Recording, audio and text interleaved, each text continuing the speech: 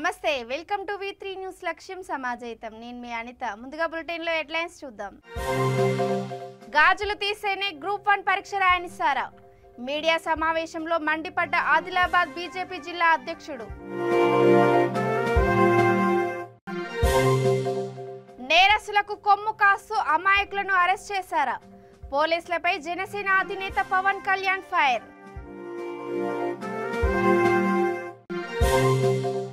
ఎడ్ల బండి కాదండి గేదెల బండి ఎడ్లు కొనలేని స్తోమత లేకేనని వెల్లడించిన ఓ రైతు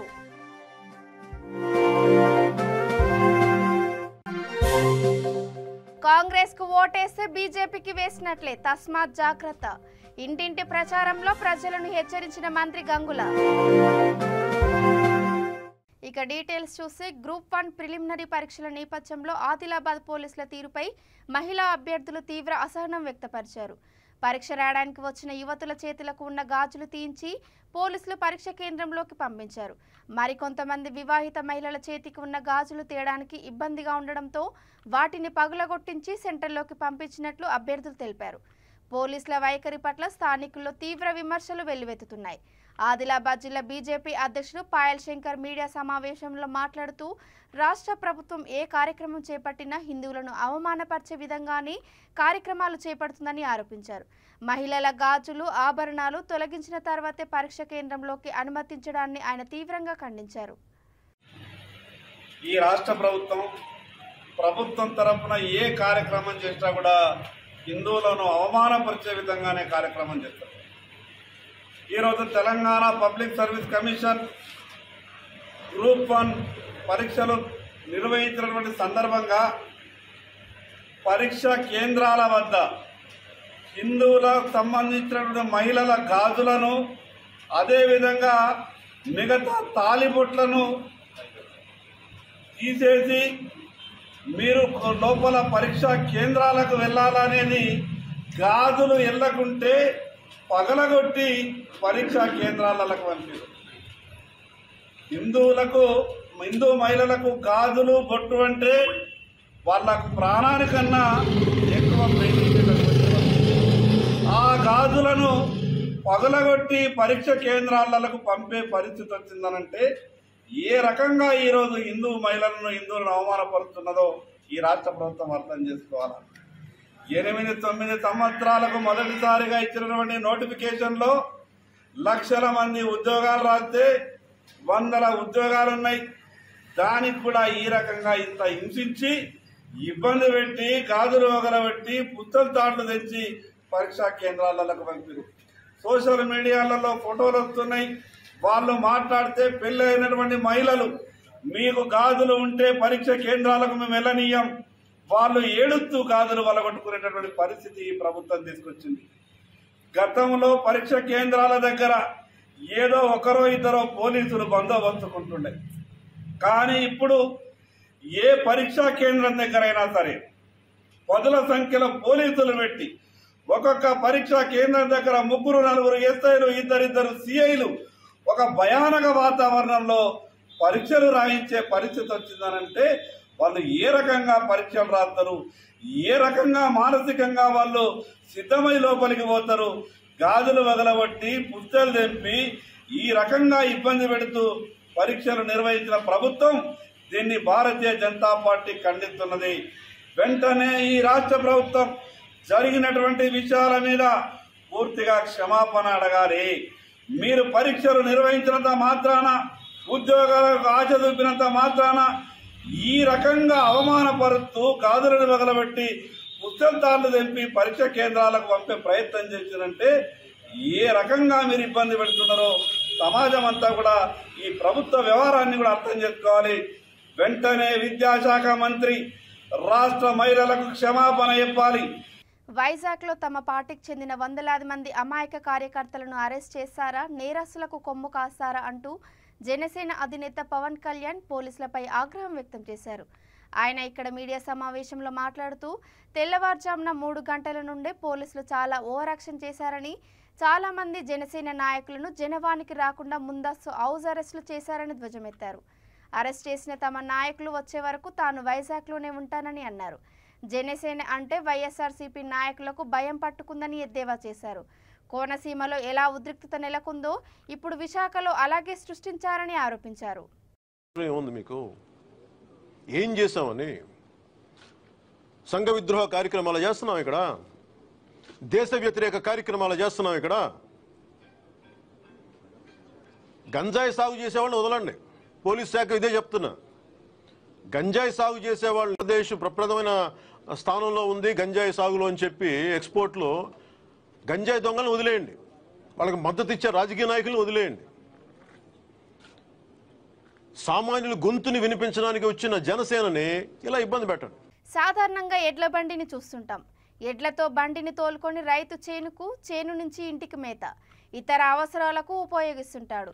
కానీ నిర్మల్ జిల్లా బైంసా మండలం బిజ్జూరు గ్రామానికి చెందిన గంగాధర్ పటేల్ అనే రైతు అందుకు భిన్నంగా ఎడ్లకు బదులు గేదెలు బండికి కట్టి వినియోగిస్తున్నాడు. గడ్డి మోయలేక ఎడ్లు కొనలేని స్తోమత లేక తనకున్న 2 గేదెలతో బండిని వినియోగిస్తున్నారని ఆయన అన్నాడు. ఈ గేదెల బండిని చూసిన వారు ఆశ్చర్యానికి గురవుతున్నారు. శబాష్ గంగాధర్ అంటూ కొందరు ప్రశంసలు కురిపిస్తున్నారు.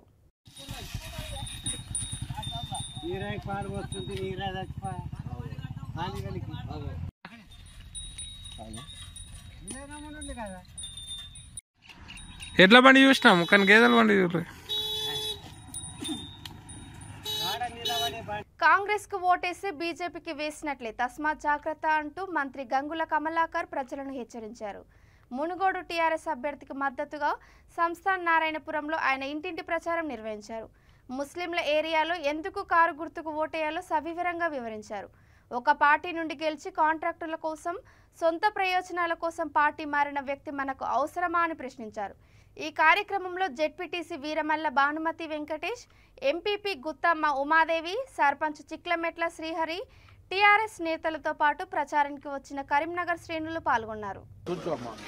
अगर अपन कांग्रेस को वोट दे रहे ना तो बीजेपी जीत जाता. अब हमारा कार को वोट दो, हम कार जीत जाते. फिर बीजेपी आना तो मुश्किल है. एक बार अपन वोट दिया उसको राजगोपाल. నిజామాబాద్ జిల్లా మాక్లూర్ మండలం చిన్నపూర్ వద్ద రోడ్డు ప్రమాదం జరిగింది. 2 ఆర్టీసీ బస్సులు ఢీకొన్న సంఘటనలో 12 మందికి తీవ్ర గాయాలయ్యాయి. మరికొంతమంది స్వల్పంగా గాయపడ్డారు. క్షతగాత్రులను నిజామాబాద్ ఆసుపత్రికి తరలించారు. ఈ బస్సులు ఆర్మూర్ నుండి నిజామాబాద్ వైపు వస్తుండగా ఘటన చోటు చేసుకుంది. ఇప్పుడే వచ్చిన నేను పిచ్చోడా.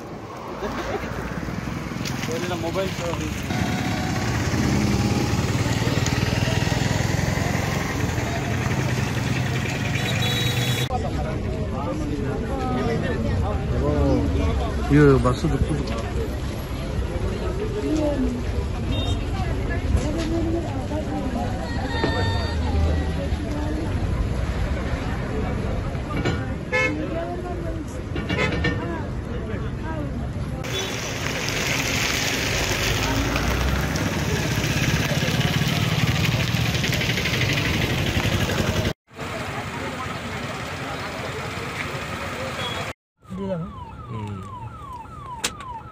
దిగాల దిగాల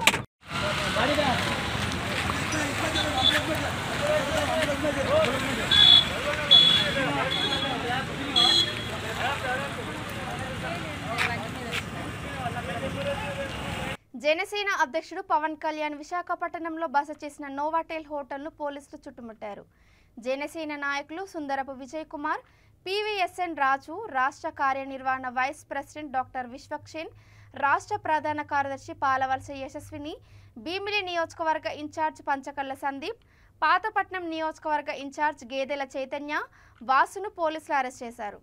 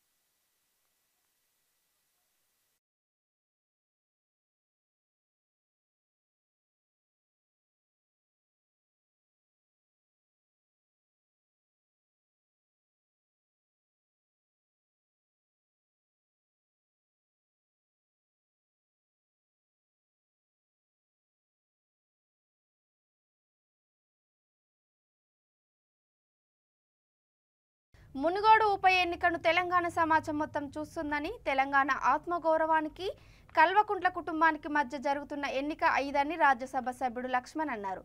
బీజేపీ అభ్యర్థి కోమటిరెడ్డి రాజగోపాల్ రెడ్డికి మద్దతుగా ఆయన నాంపల్లి మండలంలోని పలు గ్రామాల్లో గడప గడపకు ఎన్నికల ప్రచారంలో పాల్గొన్నారు.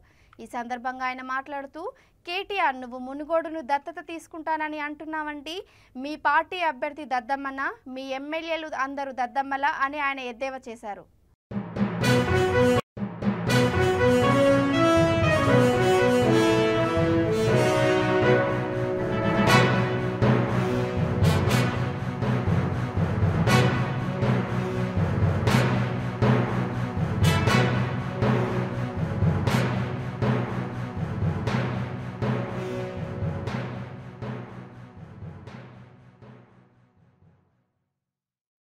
వచ్చినా అసలు కేటీఆర్ వచ్చినా కేసీఆర్ వచ్చినా మరి మీ తరఫున నేను కొట్లాడినా వినలేదు, లేకుంటే రాజీనామా చేసి పడేసిన.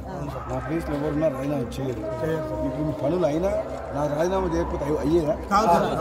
ఇప్పుడు చెప్తున్నా, రోడ్స్ ఇల్లు కట్టించే బాధ్యత కాలనీ మున్సిపాలిటీ ఇదంతా డెవలప్ చేసే బాధ్యత ఉంది. నా మీద నమ్మండి, నేను యుద్ధం చేస్తున్నా, నా వెంట ఉండండి, మీ పనులు చేయించే బాధ్యత. ఏం మందులు వాడుతున్నాను?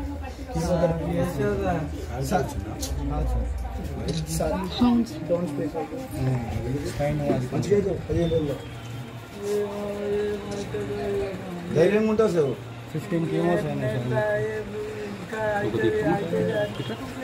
ఫస్ట్ ఆప్షన్ ఇమ్యూనోథెరపీ ఒకటి ఉంది సార్.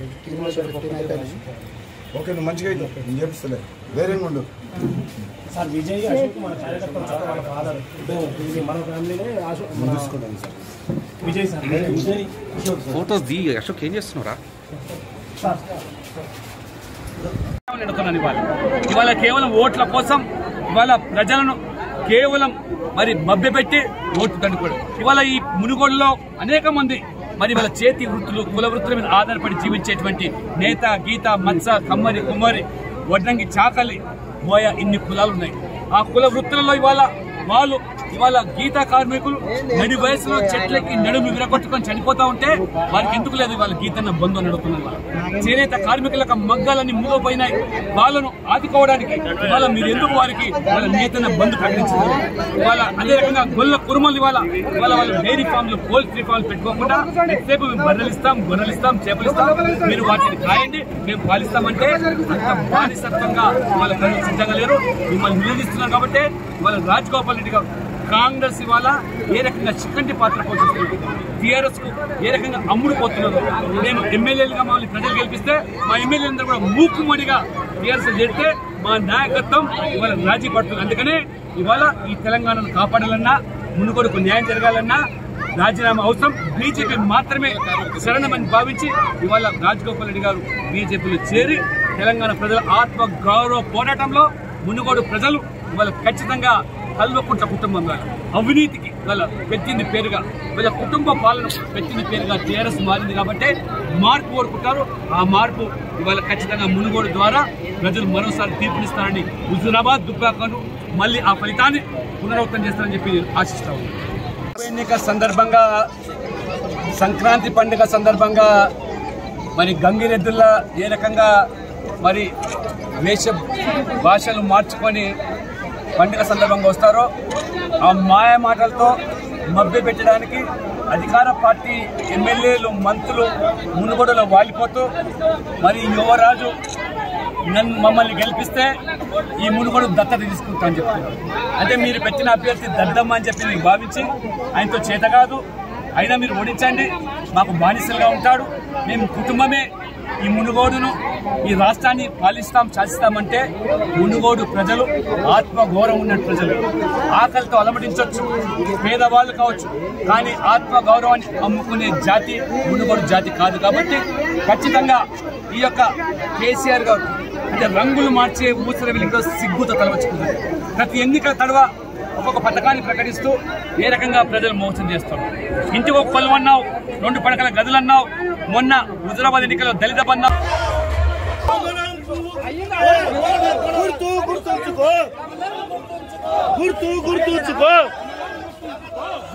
గుర్తుంచుకో గుర్తుంచుకో. వదిలే రాజగోపాల్ రెడ్డి గారికి చెప్పు. వదిలే రాజగోపాల్ రెడ్డి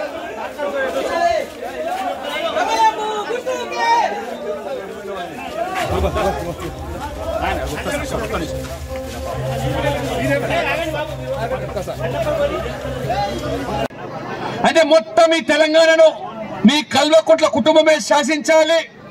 కల్వకుంట్ల కుటుంబమే ఒక సామ్రాజ్యంగా భావించాలి. మేమైతేనే మీకు అభివృద్ధి చేస్తాం. మా ఎమ్మెల్యేలంతా కూడా బానిసలు, దద్దములని నువ్వు చెప్పకనే చెప్పుతున్నావు. నేను సూటిగా ఈ దామెర ప్రజలను అడుగుతా ఉన్నాను. వాళ్ళ ఎక్కడ ఎన్నికలు వస్తే అక్కడ తండ్రి కొడుకులు దత్తత. ఎన్నికల తర్వాత ఏరు దాటేదాకా ఓడ మల్లయ్య, ఏరు దాటిన తర్వాత బోడి మల్లయ్య చందంగా వీళ్ళు వివరిస్తా ఉన్నారు. ఇవాళ నేను దామెర గ్రామ ప్రజలు అడుగుతున్నాను. ఇవాళ ఎన్నికల ముందు టీఆర్ఎస్ కారు కొడుతూ నాయకులు ఇచ్చిన హామీలు ఏమిటి? ప్రతి కుటుంబానికి కొలువు వస్తుంది, తెలంగాణ వస్తే మమ్మల్ని గెలిపిస్తే అని చెప్పారు. ఇక్కడ ఉన్నటువంటి యువకులు అడుగుతున్నాను, ఎంత మందికి మీకు ఇవాళ ఈ టీఆర్ఎస్ కేసీఆర్ ప్రభుత్వం మీకు కొలువులు ఇచ్చిందో ఒకసారి చేతులు ఎత్తాల్సిన కోరుతాను. ఎవరికైనా కొలువులు వచ్చినాయి ఇక్కడ మీకు? కొలువులు, ప్రభుత్వ కొలువులు. మరి ఆనాడు ఈ ప్రభుత్వంలో మీకు అందరు కూడా పక్కా ఇండ్లు, 2 పడకల గదులు, విశాలమైన గదులతో ఇల్లు కట్టిస్తాను. ఈ పిచ్చుక గుళ్ళంటి ఇల్లెందుకు మనకు? ఎక్కడ మనం మరి అల్లుడు ఇంటికి వస్తే మరి అత్త బయట పడుకునే దుస్థితి. అమరావతి రైతుల పాదయాత్ర పేరుతో ఉత్తరాంధ్ర అభివృద్ధి జోలికొస్తే సహించేది లేదని పలువురు రాష్ట్ర మంత్రులు హెచ్చరించారు. విశాఖను పరిపాలనా రాజధానిగా సాధించి తీరుతామని మంత్రులు ధర్మాన ప్రసాదరావు, కొడాలి నాని, మేరుగ నాగార్జున, ఆర్కే రోజా, విడుదల రజని స్పష్టం చేశారు. విశాఖలో నాన్ పొలిటికల్ జేసీ ఆధ్వర్యంలో విశాఖ గర్జన పేరిట జరిగిన భారీ ర్యాలీ సభలో మంత్రి ధర్మాన ప్రసాదరావు మాట్లాడుతూ ఈ ప్రాంతానికి ఉపాధి పరిశ్రమలు లేకుండా ఉద్యోగాలు రాకుండా చేయడమే టీడీపీ లక్ష్యమని విమర్శించారు. విశాఖలో పరిపాలనా రాజధాని తప్పకుండా ఇక్కడి నుంచి పరిపాలన ముఖ్యమంత్రి జగన్మోహన్ రెడ్డి గారు సాగిస్తారని తెలియజేసుకుంటున్నాం. కానీ మనందరం ఇప్పుడున్న పాదయాత్ర పేరుతో దండయాత్ర చేస్తున్నా, ఆ దండయాత్రకు మద్దతు ఇస్తున్న పార్టీలని, ముఖ్యంగా తెలుగుదేశం పార్టీని, చంద్రబాబు నాయుడిని, ఆయన దత్తపుత్రుల్ని, ఆయన మద్దతు ఇస్తున్న పచ్చ మీడియా వాళ్ళందరినీ కూడా నిలదీయాల్సిన అవసరం ఉంది. ఒకటే అడగాలి, మీ ప్రాంతంలో అమరావతిలో శాసన రాజధాని అమలు చేస్తుంటే మేము వచ్చి మీకు అడ్డం పట్టడం లేదు కదా. మా ప్రాంతంలో పరిపాలనా రాజధాని అమలు చేస్తుంటే మీరెందుకు పాదయాత్ర పేరుతో మా మీదకి దండయాత్రకు వస్తున్నారని వాళ్ళని నిలదీయాల్సిన అవసరం ఉందని చెప్పి ఈ సందర్భంగా మీకు అందరికీ తెలియజేస్తున్నాం. వర్షాలు సైతం లెక్క చేయకుండా మన ప్రాంతం అభివృద్ధి చెందాలి, మన ప్రాంతంలో పరిపాలనా రాజధాని రావాలని సంకల్పంతో, ఎంతో గొప్ప సంకల్పంతో ఈ కార్యక్రమంలో పాల్గొన్న ప్రతి ఒక్కరికి ఈ సందర్భంగా మరొక్కసారి ధన్యవాదాలు తెలియజేసుకుంటూ, ఇంత గొప్ప కార్యక్రమం ఏర్పాటు చేసిన జాయింట్ యాక్షన్ కమిటీ అధ్యక్షులకి, కన్వీనర్లు కూడా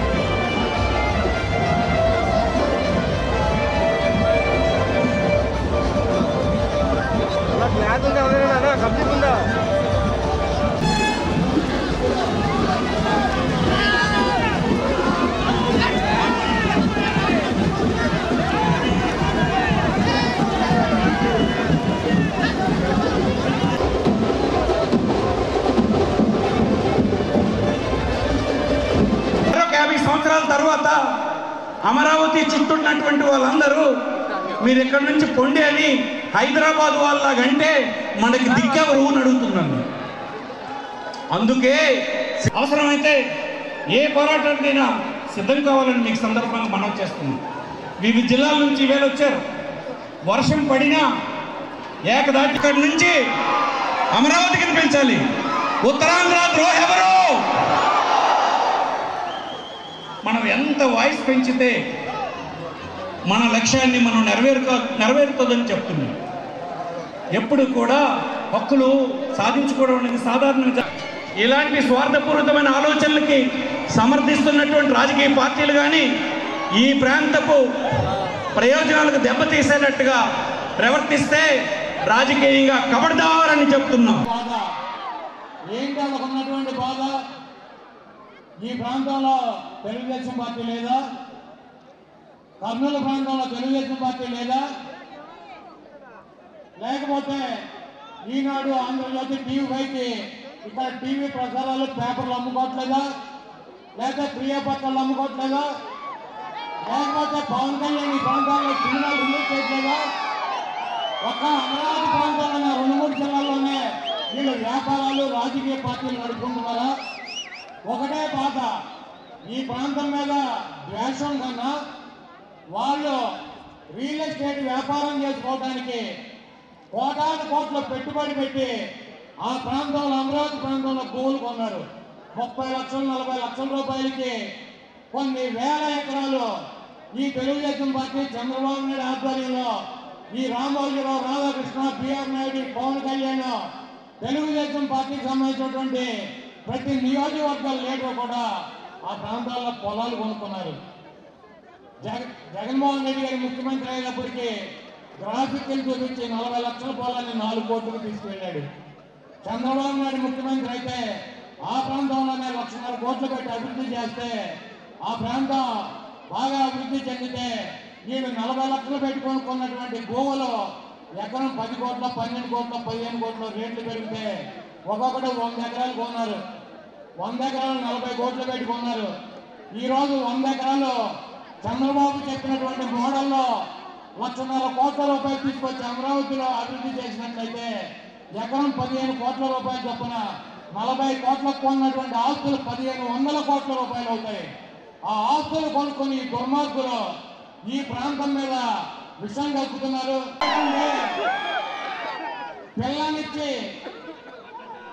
పిల్లనిచ్చి పార్టీలో చేర్చుకున్నటువంటి మహానుభావుడు ఎన్టీ రామారావుని పదవి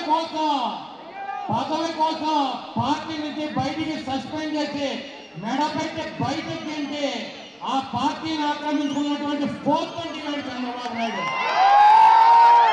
ఎన్టీ రామారావు కుటుంబంలో ఉన్నటువంటి జూనియర్ ఎన్టీఆర్ని దానికి ప్రతి ఒక్కరిని కూడా వేధించి వాడి కొడుకు కోసం, ఈ 210 గాడి లోకేష్ కోసం ఆ పార్టీని వాడికి అప్పచెప్పడానికి వాళ్ళందరినీ కూడా బయటికి గెంటుకున్నటువంటి మాట్లాడాల్సిందిగా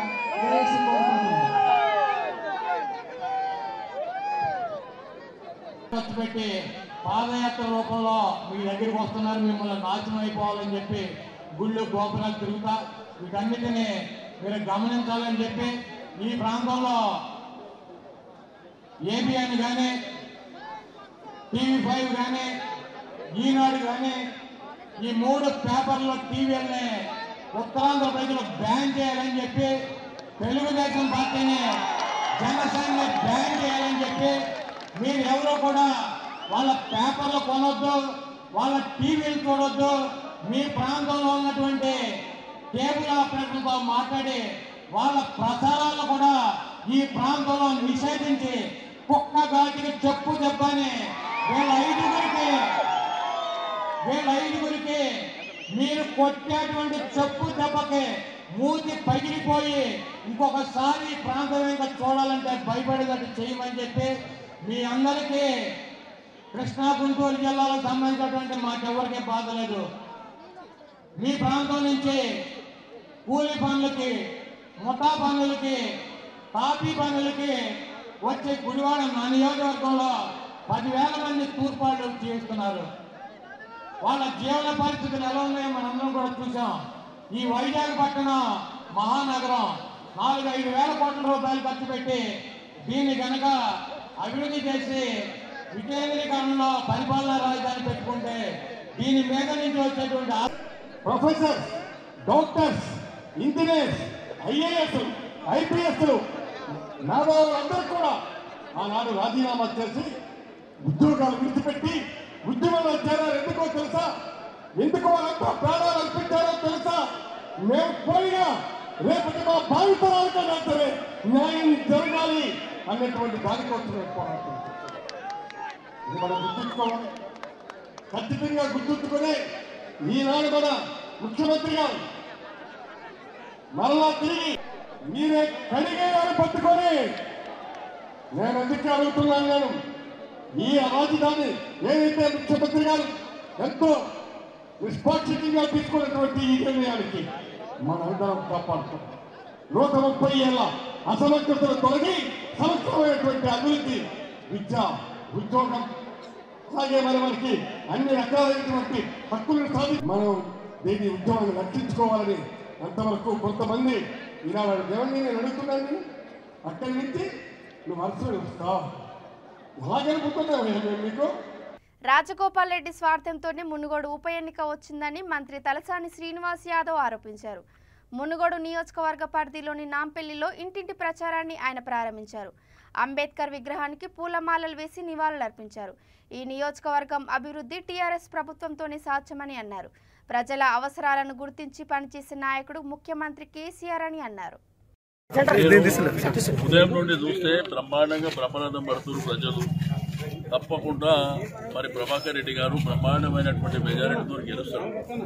గతంలో అతను సర్వీస్ చేసినటువంటి వ్యక్తి, ఓడిపోయినా కానీ ప్రజల కోసం నిలబడినటువంటి వ్యక్తి.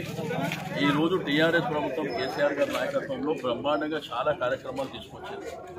ఈ రోజు భారతదేశానికి ఆదర్శమైనటువంటి కార్యక్రమాలు జరుగుతున్నాయి. 24 గంటల కరెంట్ ఈ దేశంలో ఎక్కడ లేదు. ఎవరెవరో పెద్ద పెద్ద మాటలు మాట్లాడవచ్చుగా. ఈ రోజు మిషన్ భగీరథ వాటర్ ఎక్కడ లేదు దేశంలో, ఇరిగేషన్ వాటర్ లేదు. దాంతోపాటు కేసీఆర్ ఇచ్చే కార్యక్రమం ఇక్కడ లేదు. అదేవిధంగా రైతు బంధు, రైతు బీమా కూడా ఎక్కడ లేదు. ఇన్ని బ్రహ్మాండమైనటువంటి కార్యక్రమాలు జరుగుతున్నప్పుడు డెఫినెట్గా ప్రజలు బ్రహ్మాండం పడుతున్నారు. రెస్పాన్స్ కూడా మంచి రెస్పాన్స్. ఇప్పుడు రాజకీయాలల్లో మీకు ఎలక్షన్లు వచ్చినప్పుడు ఇవన్నీ రెగ్యులర్ ప్రాక్టీసెస్. ఈ రోజు తెలంగాణ ప్రభుత్వం గౌరవ ముఖ్యమంత్రి గారు అన్ని వర్గాలు, సంబంధ వర్గాలు అందరూ సంతోషంగా ఉండాలని కార్యక్రమాలు చేస్తున్నారు. ఇది కొత్తగా చేసేది కాదు. గడిచిన 8 సంవత్సరాల నుంచి కుల సంఘాలన్నిటికీ సంబంధించి, కుల వృత్తులకు అన్నిటికీ సంబంధించి పెద్ద ఎత్తున ప్రోత్సాహాలు అందిస్తుంది.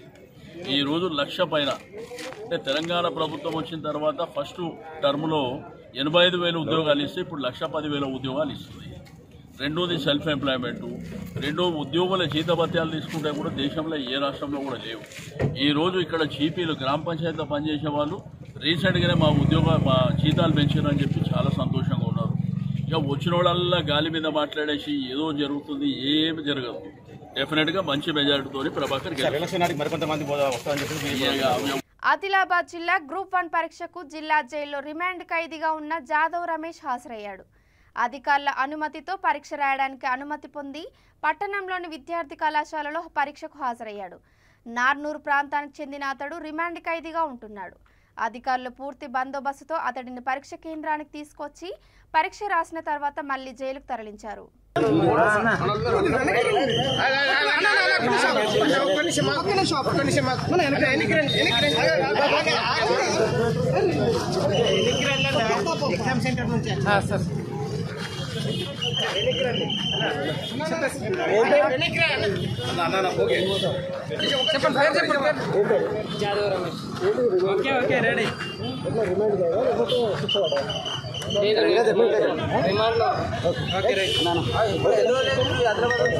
ఆదిలాబాద్ జిల్లా కేంద్రంలో రిమాండ్ జైల్లో చదువుకున్నాను కొన్ని రోజులు. ఇంతకుముందు కోచింగ్ కూడా తీసుకున్నాను. అందుకే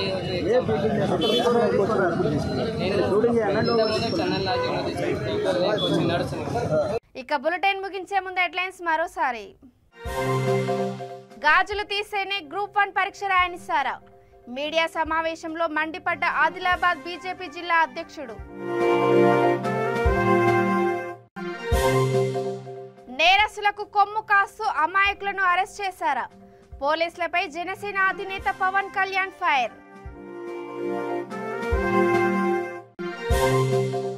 ఎడ్ల బండి కాదండి, గేదెల బండి. ఎడ్లు కొనలేని స్తోమత లేకేనని వెల్లడించిన ఓ రైతు.